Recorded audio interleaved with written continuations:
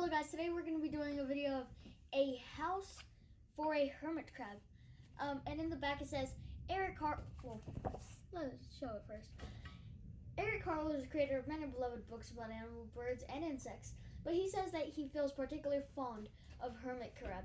The hero of this book, he wrote and illustrated hermit crab's story to show young readers that new experiences are not to be dreaded but are really wonderful opportunities.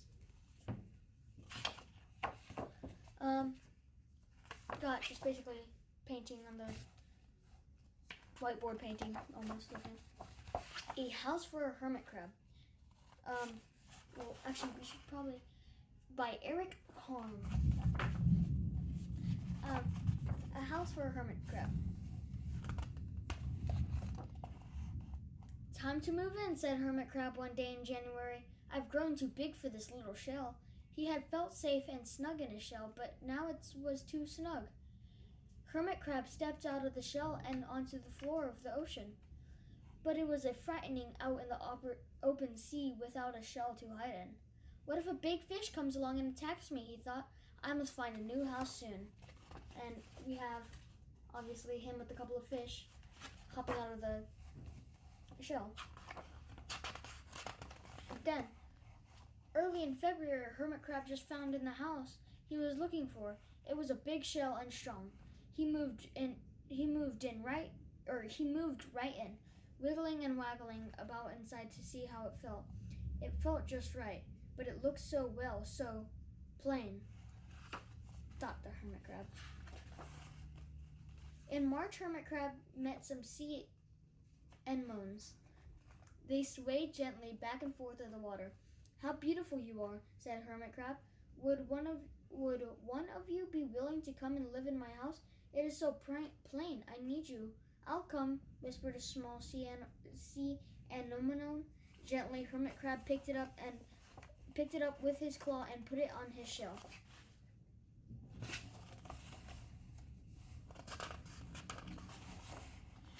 In April, Hermit Crab passed a flock of starfish moving slowly along the seafloor. How handsome you are, said Hermit Crab. Would one of you be willing to decorate my house? I would, singled a little sea star. Carefully, Hermit Crab picked it up and with his claw put it on his house.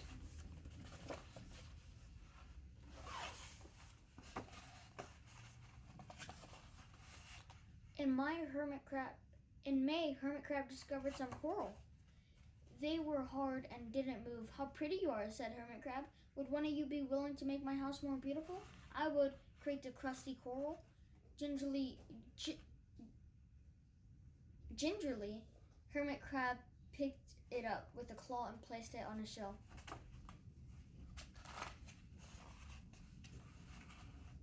Oh wait, I'm going to show you the page.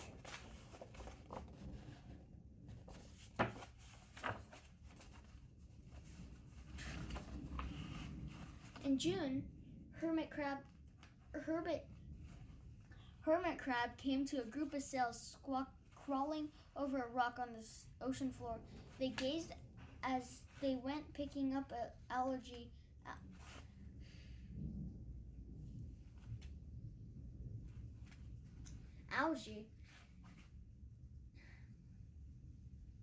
Picking up algae and bits of debris, and leaving a neat path behind him.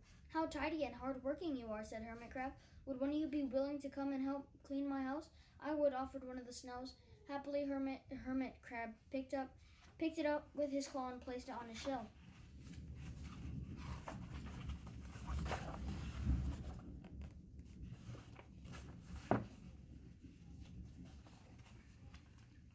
In July, Hermit Crab came upon several sea urchins.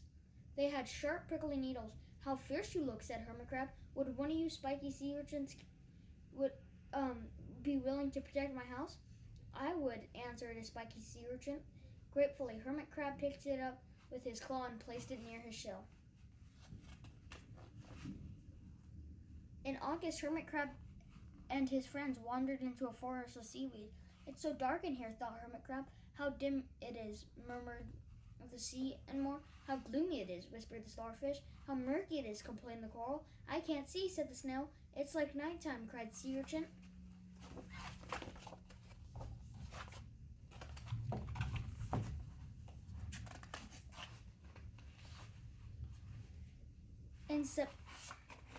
In September, hermit crab spotted a school of lanternfish darting through the dark water. "How bright you are," said hermit crab. "Would one of you be willing to light up our house?" "I would," replied one lanternfish, and it swarmed over near the shell.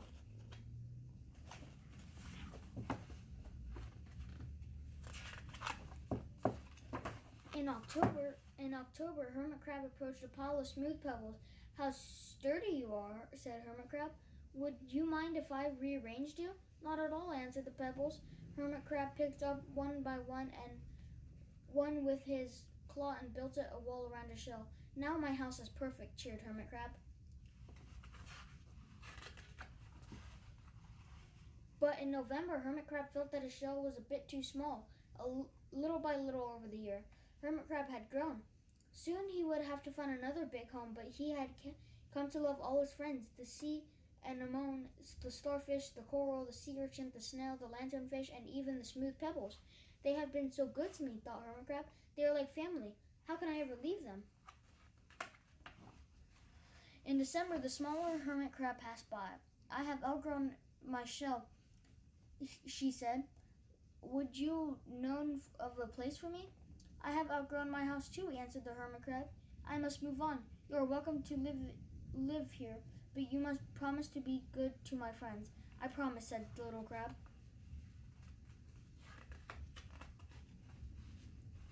The following January, hermit crab stepped out. The little crab moved in. "Couldn't stay in that little shell forever," said hermit crab as he waved goodbye. The ocean floor looked wider than he remembered, but hermit crab wasn't afraid. Soon he spied the perfect house, a big empty shell. It looked, well, a little plain, but sponges, he thought, barnacles, clownfish, sand dollars, electric eels. Oh, there are so many possibilities. I can't wait to get started. That was the end of A House for a Hermit Crab. In this story, I guess he really thought his house was plain, and what else is there to think about it? That was A House for a Hermit Crab by Carle. Bye. See you guys with my next book.